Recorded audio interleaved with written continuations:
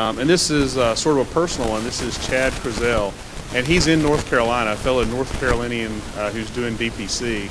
And Chad, a few years ago, actually reached out and talked with me some, and we worked with him a little bit, helped him out with some information, and now he's, in just a couple years, he's up to a 3-doctor group in Asheville. So he's going to tell you about that, and also for the residents and medical students in the room. Chad's fairly young. He didn't have 20 years in practice before he did this, so I think look to him as a role model for somebody who did this fairly soon after residency. So please welcome Chad.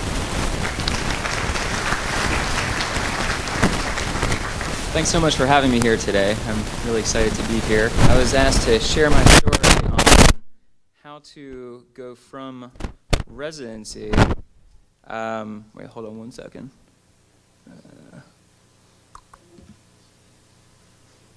All right, give me one moment.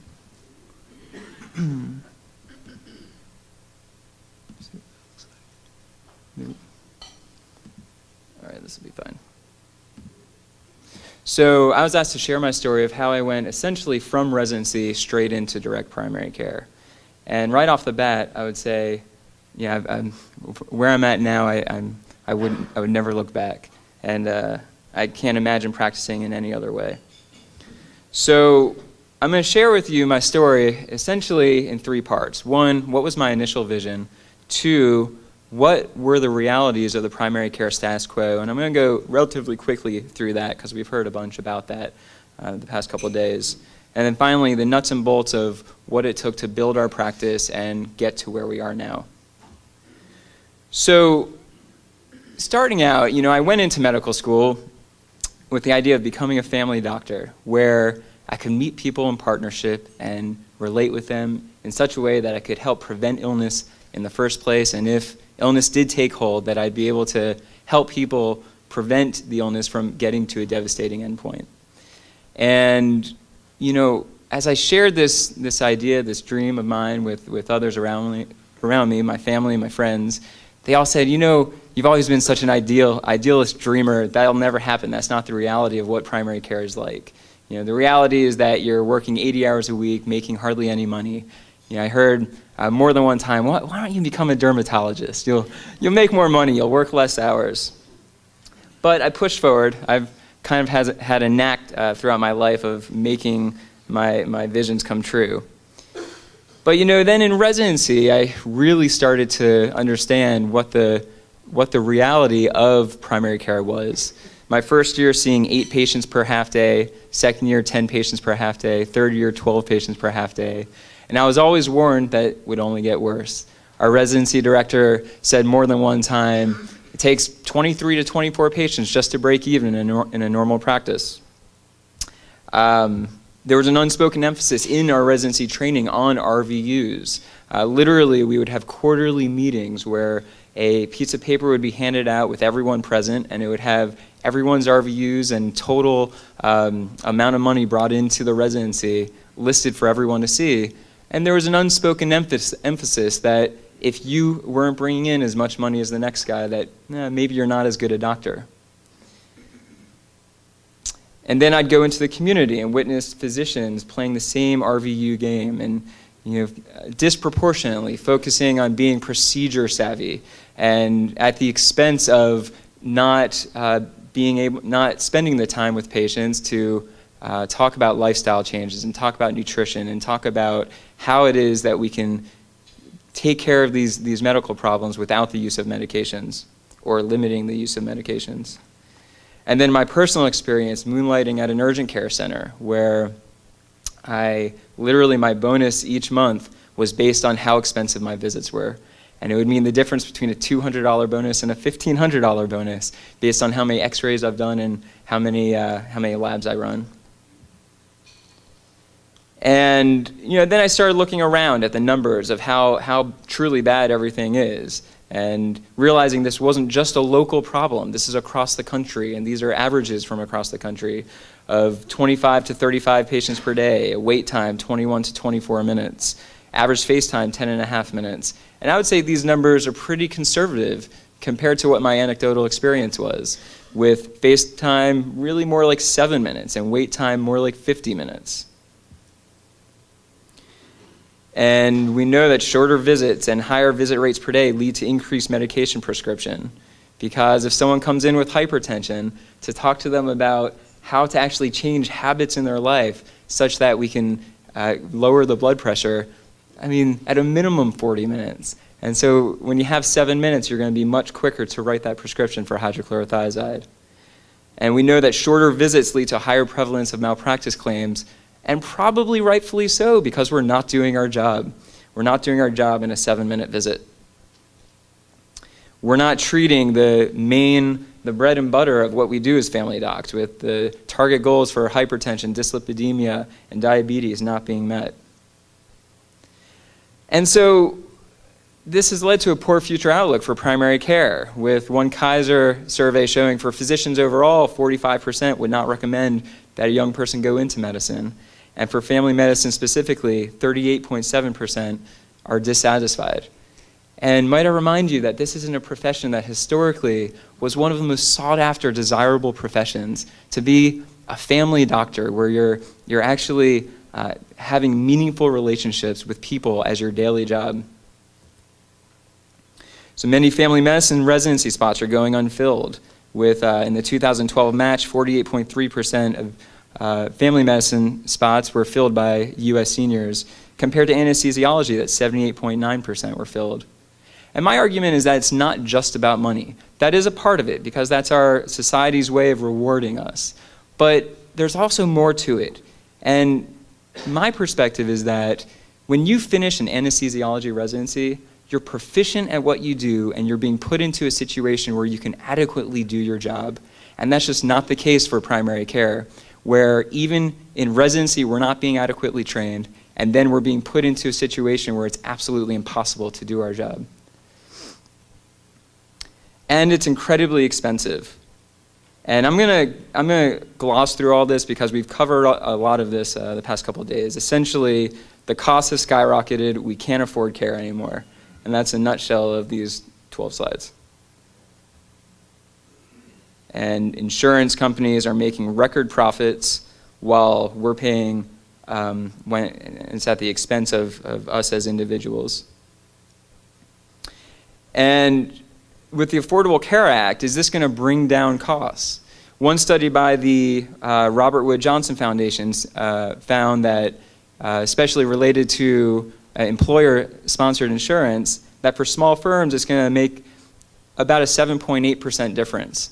But the cost of rates are going up 3 to 4% every year. So this small savings is going to be eaten up in just a few years' time. So it's expensive for the purchasers of healthcare, and as well as us as physicians. We've heard this statistic thrown around. In Health Affairs, it was cited that taking a third-party payer is costing us as physicians $83,000 per physician per year in extra overhead. And so how do we fix the problem? It's interesting, the one quote I have in my presentation is the same quote that was presented yesterday by Dr. Bliss. I'll take that as to mean that great minds think alike. The significant problems we have cannot be solved at the same level of thinking with which we created them. And to try to solve this problem in the context of the insurance model reminds me of the myth of Sisyphus, where this king his punishment is an eternity of pushing a boulder up a hill, only to find that when the boulder gets to the top of the hill, it falls right back down, and he has to do this again and again and again. So what happens when we apply the insurance model to what it was designed for, which is catastrophic care? And this would allow us to opt out of the RVU system proudly and visibly. As Drs. Klepper and Kibb state, this would show that the system has been unfair to primary care physicians and patients and lead to change. All right, so my personal path, so I see all of this happening in residency. I have no interest in taking part in it.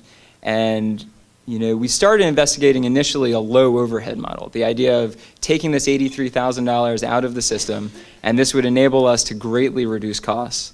There's one guy in Western North Carolina named Stephen Crane who's done some work on modeling this, and initially this was the route we were going to take. We were then somewhat, unfortunately, you have what we call no insurance.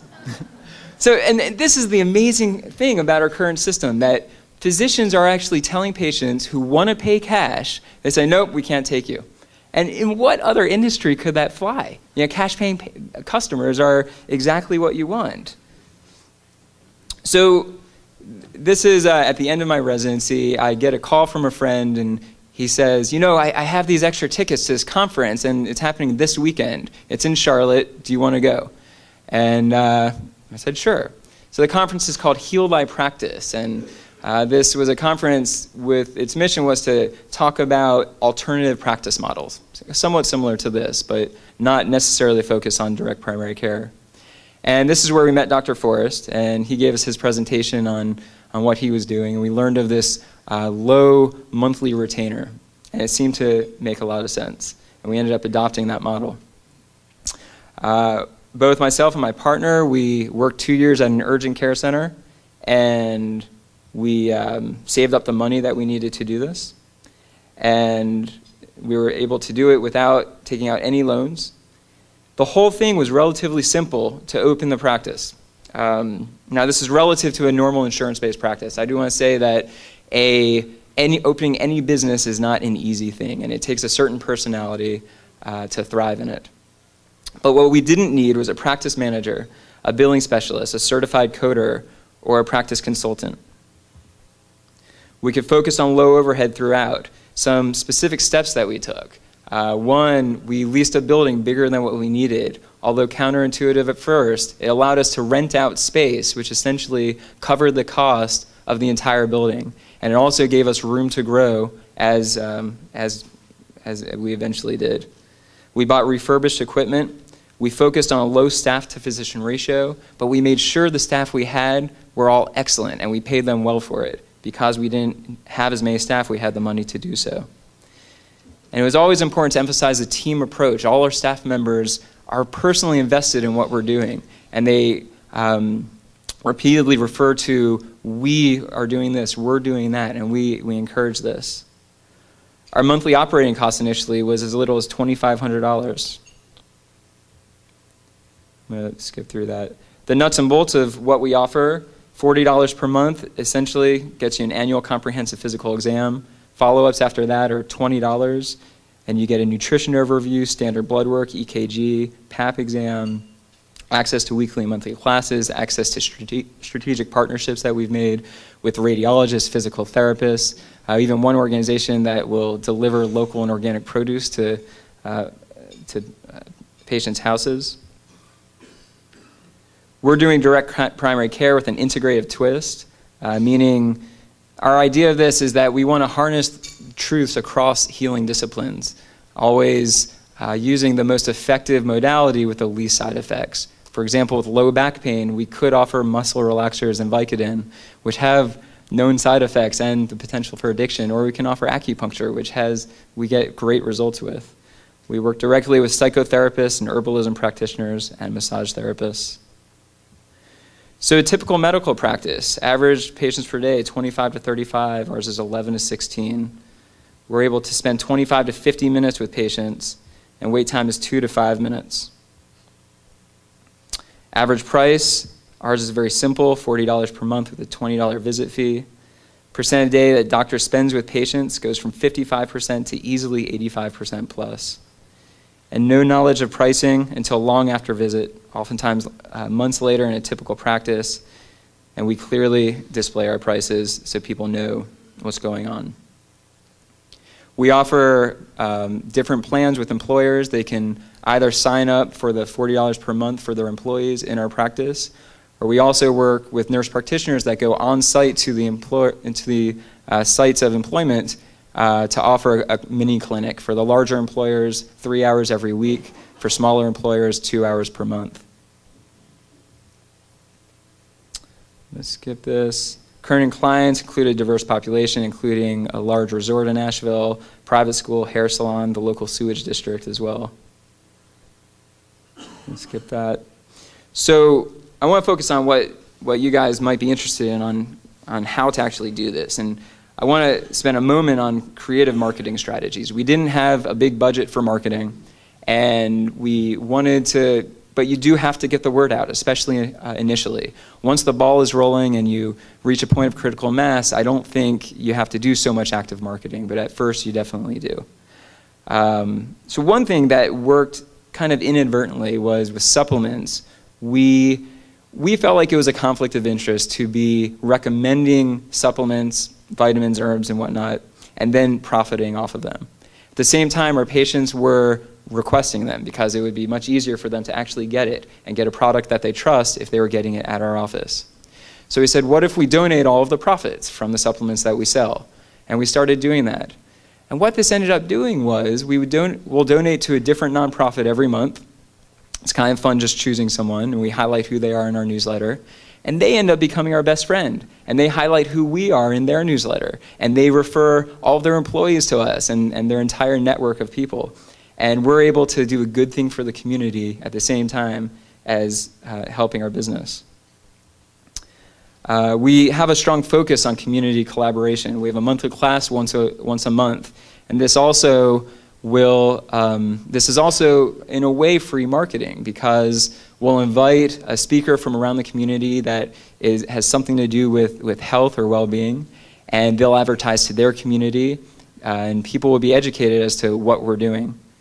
And examples of classes we've had are, we've had a yoga class, we've had a class on how to build a home vegetable garden. This month we're focusing on financial health, and we're having a specialist in socially responsible investing speak about aligning your personal values with your financial investments. We use Facebook. There's this big music festival coming up called the Leaf Festival in Western North Carolina. It's this big thing. So we said, here's a contest for you. We have 2 Sunday passes to the festival, and we'll give them to the 2 people who have the best ideas for improving and sustaining the health of the Asheville area. To be considered, your idea must be practical, and you must list the steps you envision to get there. And we've had some amazing responses. This one of the patients says, ask restaurants to proactively post calories on their menus. The steps would include finding easy ways for them to calculate the calories based on the ingredients used. The incentive would be being Healthy Asheville certified, which you good people could establish. It might inspire better availability of healthy choices. Also have the calories, but also how many miles you need to burn them off. That's a good idea. So medicine of the future, many think so. We were featured in our local newspaper, a huge Sunday spread. That was the critical mass for us. After that, we've pretty much been filled. That was May of 2011. Yeah, no, 2012, excuse me. San Francisco Daily Journal. We saw Dr. Bliss in the New York Times. U.S. News and World Report. And with the Affordable Care Act, do we need to be worried? I don't think so, especially if we can get tied into health plans.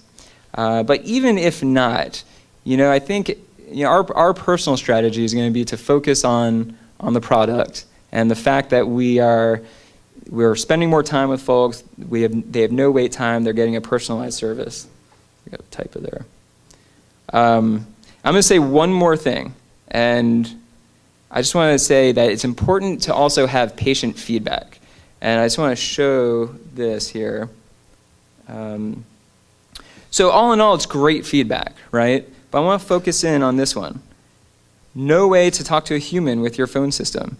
As a new patient, I find this unnecessarily annoying. It's a big frustration point. Love the concept once I spoke with people.